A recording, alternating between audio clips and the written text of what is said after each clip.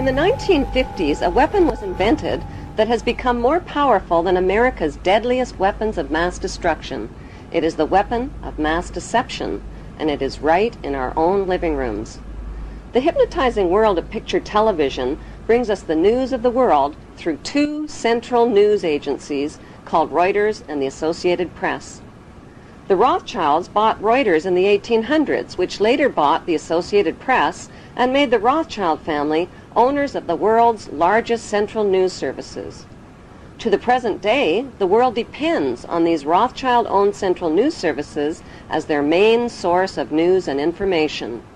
In his book called Who Owns the TV Networks, author Eustace Mullins claims that the major TV networks, radio stations, newspapers, and publishing empires are controlled by the Rothschild, Rockefeller, and J.P. Morgan money cartels through their corporate conglomerates.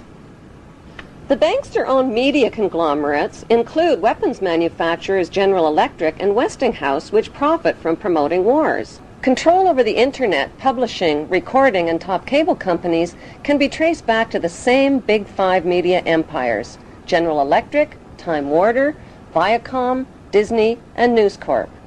These media monopolies are owned directly or indirectly by the Rothschild, J.P. Morgan, Rockefeller, and Oppenheimer Brotherhood. Yes, there are now more stations and more media voices, but they're all coming from the same ventriloquist. Every TV show needs corporate sponsors, and corporate sponsors sponsor pro-business, pro-government programming, and journalists who support the agenda of the Big Five media owners. While two-thirds of the world goes hungry, these banksters offer gazillion-dollar sponsorships to sports athletes to play with their balls. Why? Because they keep the masses distracted from the important issues. The media and banking monopolists now have the power to make or break political leaders around the globe. Why haven't the networks made a TV movie of the week about how the Bush family made their family fortune? The movie could be called The Awful Truth, starring George W.'s great-grandfather, Samuel P. Bush, whose Buckeye Steel Castings Company supplies parts for Edward Harriman's railroads, who in turn provides rail shipments for John D. Rockefeller's Standard Oil, who in turn gets monopoly financing from the Rothschilds. The movie could be made into a TV series starring Samuel's son, Prescott Bush, as the managing director of a Nazi steel manufacturing plant in Poland called Silesian Consolidated Steel. In episode 1, Prescott Bush forwards American financing to his German partner Fritz Thyssen through the Union Banking Corporation in New York. Fritz Thyssen arranges a contract with Nazi Germany's IG Farben Company for free Jewish slave labor in Bush's steel manufacturing plant at the Auschwitz concentration camp. Episode 2 shows Skull and Bonesman Prescott Bush and Avril Harriman getting caught under Trading with the Enemy Act, as the U.S. government moves in and seizes all of their shares in Union Banking Corporation.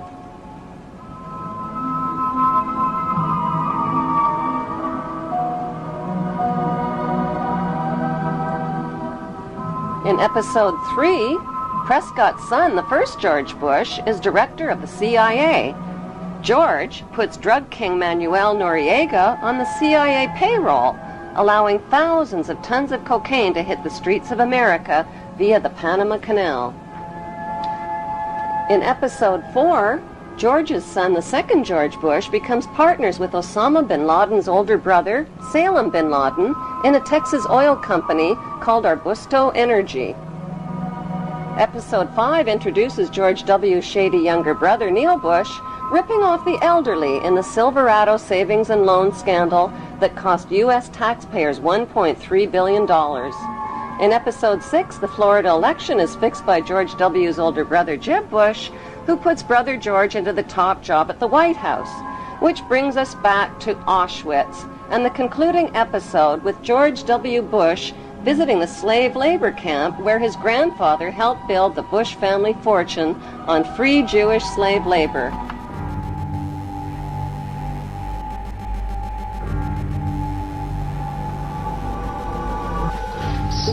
These sites are a sobering reminder that of the power of evil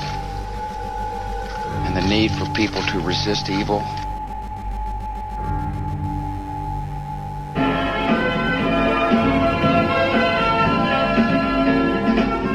Ladies and gentlemen. As a follow-up to the TV series, an award show could celebrate the 20-year friendship of the Bush and Bin Laden families and their shared investment in the Carlyle Group. The Carlyle Group is one of America's largest weapons contractors. For the Bush and Bin Laden families, war means profits, big profits. Although the media creates the illusion of freedom of the press, the dominant opinion and messages always serve the banksters' agenda. The chilling reality is that up to 15% of the tax money deducted from your paycheck each month buys the bombs and pays the salaries of troops to commit these atrocities. Rivers of blood from innocent families and their children is on everybody's hands. The plan for world domination by the banksters cannot be accomplished without your cooperation.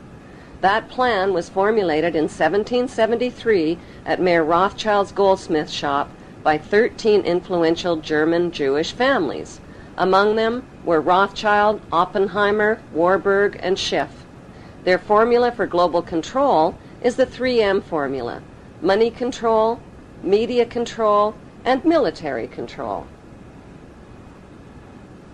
2, 1, mark, and visual confirmation. Like changes to the rules that gave these families the media and money monopolies, new laws are being passed to transfer military control to them by privatizing the military. But if they're killing terrorists, who cares if they are government soldiers or corporate soldiers? A more important question to ask is, who exactly are the terrorists and where do terrorists get their training? The answer is right smack in America at Fort Benning, Georgia. Until January 2001, America's terrorist training school was called School of the Americas. But because of massive protests against its activities, the name was changed to WISC, Western Hemisphere Institute for Security Cooperation. Actress Susan Sarandon narrated a documentary film called School of the Assassins. The film exposes the school as a terrorist training camp whose graduates are well-known murderers, torturers, state terrorists, and dictators, including drug king Manuel Noriega. The role of terrorists in the bankster-owned media is to scare the living tax dollars out of citizens, and timing is everything. On the second anniversary of the 9/11 attack on the World Trade Center, George Bush asked for an $87 billion increase in military spending. At the same time, the media released a dramatic video showing Osama bin Laden alive and well and threatening to make the 9/11 attack seem like foreplay. How much do we really know about America's favorite villain?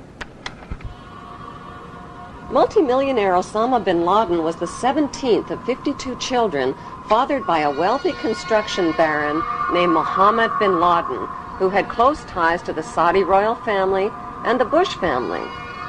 In 1979, the American CIA and Pakistan's ISI financed an anti-Soviet group in Afghanistan and provoked a profitable 10-year war with the Russians. When the Russians invaded Afghanistan, the CIA hired Osama bin Laden to recruit and train al-Qaeda fighters to fight the Russian army. Invasion. Anti-communist guerrillas in Afghanistan have been at the front line in the fight against the spread of communism. But what was the fight really all about? Not carrots or potatoes. It was about poppies, endless fields of opium poppies that provide over 70% of the world's heroin supply to heroin addicts worldwide. These are very uncomfortable issues for politicians.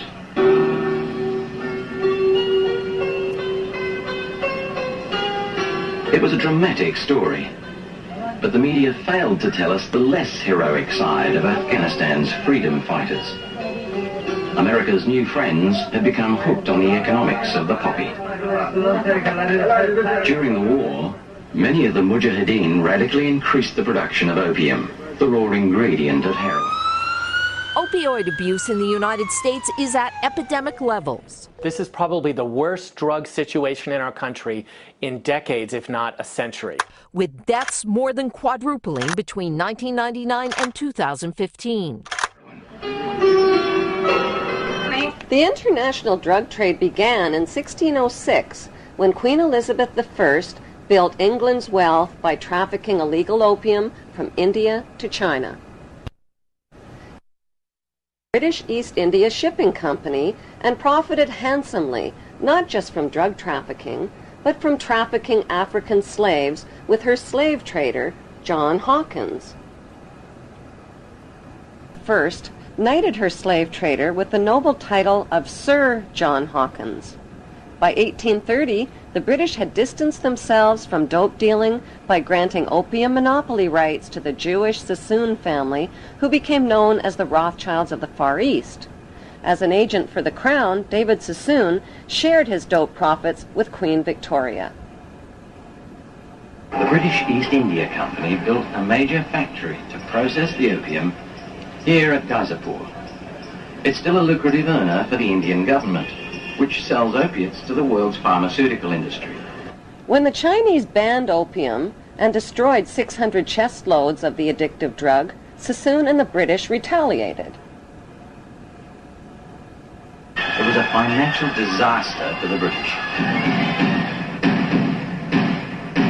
With huge profits at stake, they retaliated with the Opium Wars of 1843 and 1858. The forces of the market were to defeat China's moral prohibition. Sassoon and the British forced drug addiction onto an entire nation, stole the island of Hong Kong, and made Hong Kong the capital of the British international drug trade. In 1872, Queen Victoria knighted David Sassoon's son, Albert Sassoon, who spread the illegal opium trade throughout China and Japan. In 1887, Sir Albert Sassoon married Aline Carolyn Rothschild and joined the pirated fortunes of the Sassoon drug cartel with the Rothschild money cartel. Today, it's business as usual for the descendants of the Sassoon and Rothschild families, who socialize with Queen Elizabeth II and Prince Charles as elite members of Britain's inner power circle. Many have been granted royal titles, like Sir, Countess, Baron, and Marquis, but their many victims aren't fooled by the crowns, the titles, and the tuxedos. They have very different titles for them. Titles like liars, thieves, dope dealers, and mass murderers. On the other side of the Atlantic, a member of the same opium smuggling syndicate, Samuel Russell, founded Yale University's Skull and Bones Brotherhood with drug money. Exclusive members were financed into political power positions in the CIA, the U.S. Supreme Court, and the White House. When Skull and Bonesman George Bush Sr. became CIA director in the 1980s, the CIA recruited Osama bin Laden to train al-Qaeda and Mujahideen fighters in Afghanistan. The job of Osama's trainees was not just to fight the Russian communists, it was to run Afghanistan's multi-billion-dollar opium trade. Heroin, manufactured from Afghan opium, supplied $250 to $300 billion annually to Wall Street and the U.S. banks. Authors Alfred McCoy and Michael Levine tied the CIA to this unholy drug alliance and received national attention when the CIA tried to suppress their books. Michael Levine became a best-selling author when he wrote about his experience of this unholy alliance. After 30 years' distinguished service with the DEA, he could write with some authority.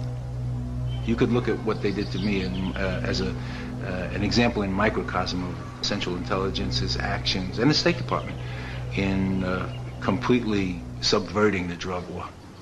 You know, the drug war was something that only existed in the minds of Americans, on the streets of America, for kids like my brother, for cops who died. There was no drug war. The biggest drug dealers in the world were given a license to sell drugs to Americans to support themselves. And this continued right down from Southeast Asia, through the Mujahideen, through the Contras. But how was the heroin smuggled into the United States? One of America's most gruesome secrets is that during the Vietnam War, heroin was smuggled into the United States by hiding it inside the body bags of dead American soldiers. By the end of the 1960s, 1/3 of U.S. soldiers in Vietnam and close to 1 million United States citizens were hooked on heroin. Drugs like LSD, mescaline, marijuana, and hashish also swamped the streets and college campuses of America. Who or what turned America's youth onto these illegal drugs? Celebrity anti-war activists like Aldous Huxley, Timothy Leary, Allen Ginsberg, and Bertrand Russell sold America's youth on acid rock, tripping out, and one world government. Their financing came from the Warburg Banksters and IPS, Institute for Policy Studies. Over 100 million doses of LSD that hit the streets of America were purchased by Timothy Leary and Alan Dulles through S.G. Warburg's Sandoz AB Pharmaceutical Company in Switzerland. Free sample-size packages of acid were handed out not only on college campuses, but at rock concerts, where musicians persuaded millions of fans to get high. Critics of the drug culture blame parents, teachers, law enforcement, and everybody except the people behind it all, namely the Rothschild-Warburg banksters and their Committee of 300. According to Dr. John Coleman, who wrote the story of the Committee of 300, the Beatles rock group were brought to America by the Tavistock Institute. Tavistock launched the drug culture revolution in America to popularize and normalize social drug use. Through their record companies and advertising monopolies, the banksters have packaged and financed their celebrity salesmen to anesthetize, addict, and enslave billions of people worldwide with dependencies on both prescription and non-prescription, legal and illegal drugs. Those drugs range from alcohol, nicotine, and caffeine to Prozac, crack cocaine, and heroin. Like the phony war on terrorism, the phony war on drugs is a cat and mouse game being fought with one hand and fed with the other. The peace symbol adopted by the drug flower children of the 60s was designed by Gerald Holtham, who was commissioned by one world government salesman Bertrand Russell. The symbol was never designed as a symbol of peace, but as a symbol of death.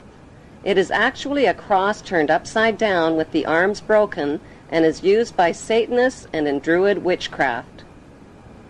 In Germany, the symbol is known as the death rune and is found on tombstones of Hitler's Nazi SS officers. CIA's team of ex-Nazis and Skull and Bonesmen financed and trained Osama bin Laden, who pushed the Russians out of Afghanistan by 1989. The CIA then trained and installed the ruthless Taliban regime to run the booming opium trade. After a decade, the long friendship between America and the Taliban suddenly turned ugly. At a meeting held on December 4th, 1997 at Unocal headquarters, American oil men made a proposal to the Taliban about building a pipeline through Afghanistan. Rothschild Shell Oil and Rockefeller's Exxon Oil had invested billions in the Kazakhstan oil and gas reserves just north of Afghanistan. Now they needed a pipeline to transport it to the Persian Gulf. The Taliban demanded a bigger cut and turned down the proposal. Suddenly, the banksters' American-controlled media were calling the Taliban monsters, evildoers, and cruel villains who beat up on women.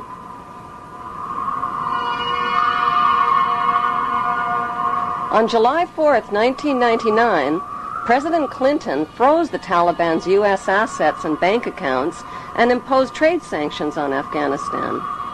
By February 2001, the Taliban destroyed most of Afghanistan's opium crops. In May, Secretary of State Colin Powell announced a gift of 43 million U.S. taxpayers' dollars to the Taliban.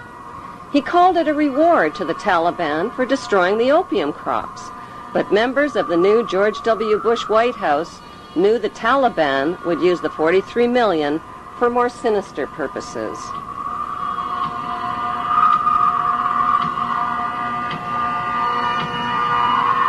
larger issue is not just not connecting the dots, but not getting the dots.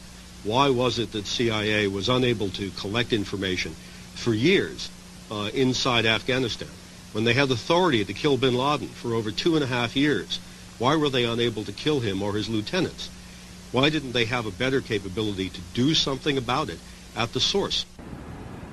Could it be that the bankster-supported U.S. administration is controlling both sides of the war on terror? George Bush Jr. attacked the poverty-stricken, war-ravaged country of Afghanistan only 4 weeks after 9/11. The U.S. and British military dropped 12,000 bombs on thousands of buildings and homes, pounding them into dust and rubble and killing 8,000 Afghan people. 20,000 more people died from war-related cold, starvation, and disease. Nobody made a big-budget TV production out of the massacre with a God Bless Afghanistan movie score.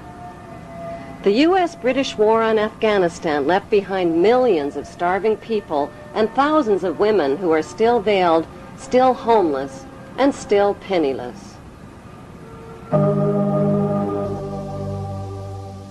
Afghanistan is the world's largest producer of opium and now the world's largest producer of heroin.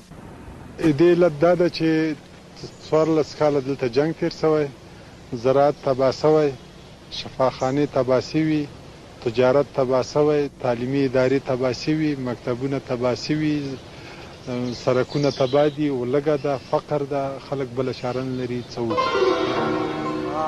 There can never be peace and democracy in Afghanistan. Why? Because peace and democracy would expose and cut off corporate America's opium and heroin trade at the source. So what was the payoff for the U.S.-British war on Afghanistan? 1, the uncooperative Taliban warlords got kicked out and replaced by the cooperative Northern Alliance warlords. 2, opium and heroin production and revenues skyrocketed. 3, Afghanistan got a new leader named Hamid Karzai, who just happens to be an ex-employee of Unocal Oil. 3, America got permission to build their oil and gas pipeline through Afghanistan. In the 1980s, the United States supported Iraq's invasion of its neighbor, Iran, to stop the spread of Iran's Islamic Revolution. America played both sides of the Iran-Iraq war by supplying Saddam with chemical and biological weapons of mass destruction, and at the same time, America secretly sold weapons to Iran and illegally diverted the money to the Contra-revolutionaries in Central America. During the war, the United States sent a special envoy to see Saddam in 1983. He was Donald Rumsfeld, now the U.S. Defense Secretary. The two men discussed how to reinforce Iraq against a common enemy. This was at a time when Iraq was using chemical weapons on Iranian troops. U.S. companies were supplying components with Washington's knowledge. By 1990, President George Bush Sr. tricked Iraq into another war with another oil-rich neighbor, Kuwait. How? By supplying Kuwait with horizontal drills that could reach beneath the border of Iraq and siphon oil from Iraq's oil fields. Kuwait used the U.S.-made drills to steal 300,000 barrels of oil per day from Iraq, worth over $3 billion annually.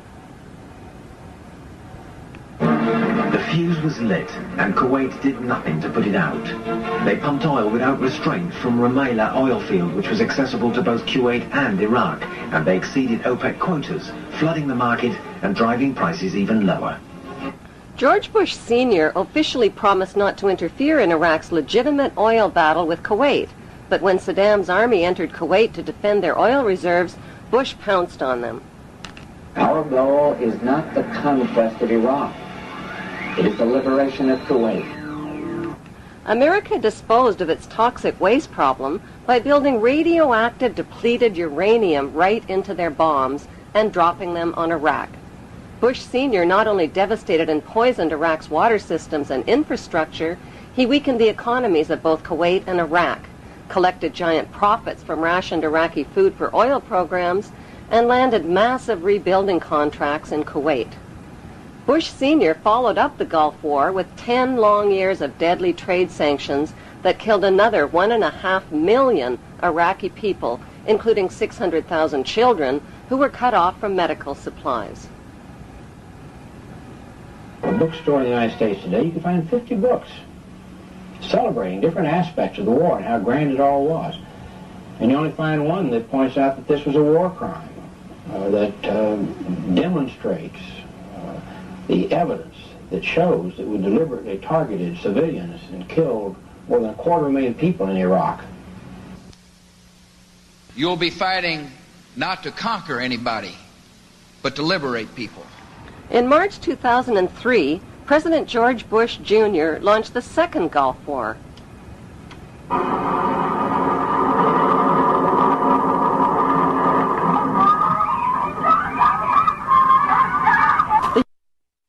war on Iraq wasn't about revenge for 9/11, since not one of the 19 accused terrorists were Iraqi citizens. It wasn't about weapons of mass destruction, which inspectors hadn't found. It wasn't even about Saddam Hussein, who had been financed into power by the U.S. in the first place and who got his chemical and biological weapons from American companies. No, the U.S. wars against Iraq and against Afghanistan were about mass murder and piracy. They were about big weapons sales, big oil, big pipelines, big drugs, and big rebuilding contracts. They were about colonizing the Middle East and moving 2 giant steps closer to world domination. Private First Class Lindy England may never have figured these images would beam into the homes of millions of horrified people. Whatever she might have thought at the time, she says she and her comrades had no choice. So to stand there, give a thumbs up, smile, stand behind all the naked Iraqis in the pyramid, take a picture. Who told you to do that? Persons in my higher chain of command. Why were naked Muslim prisoners positioned on top of each other in the shape of an Egyptian pyramid? The answer can be found in the distant past. In ancient times, Iraq was called Babylon. The year is 586 BC. The armies of Nebuchadnezzar, king of Babylon, descend on Jerusalem with the wrath of an angry God. It is almost 6 centuries before the birth of Christ. The Romans have not yet even dreamed of empire. It is a dark chapter in the history of the Jews, while Babylon's fierce star is rising. The Bible describes the Babylonian attack. Homes are pillaged, King Solomon's temple is set ablaze and utterly destroyed. Saddam Hussein made the mistake of comparing himself to Babylon's King Nebuchadnezzar. The capture of Iraq and Saddam Hussein was not just about oil and colonization, it was also about settling an old Hebrew score. We got him.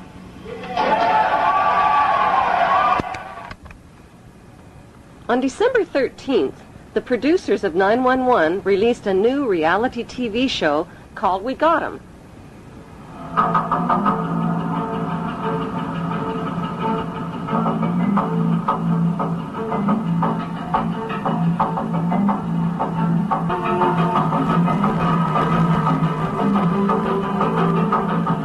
The Iraqi people claimed the We Got 'Em video show was staged.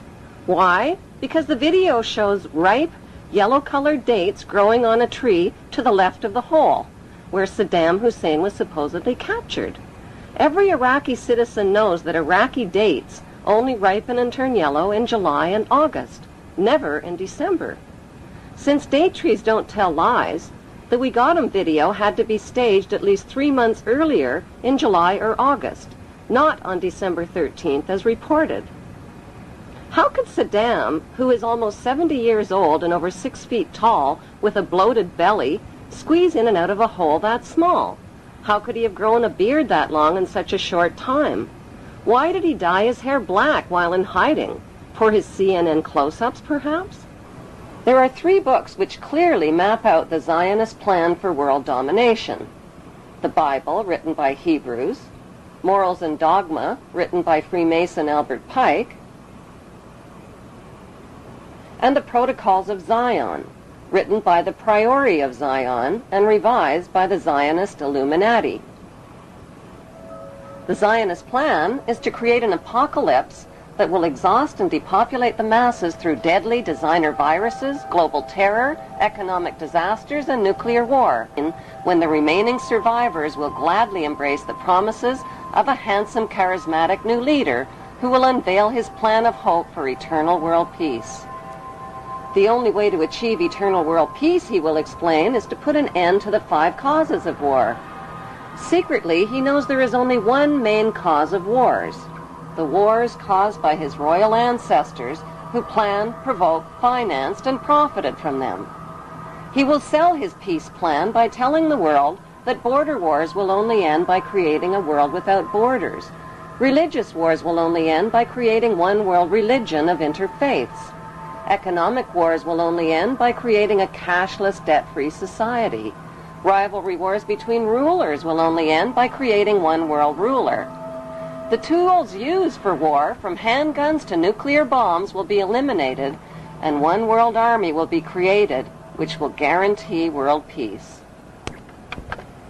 How will this eternal peace plan be accomplished? Through the United Nations, which is the brainchild of the Committee of 300 ruling families.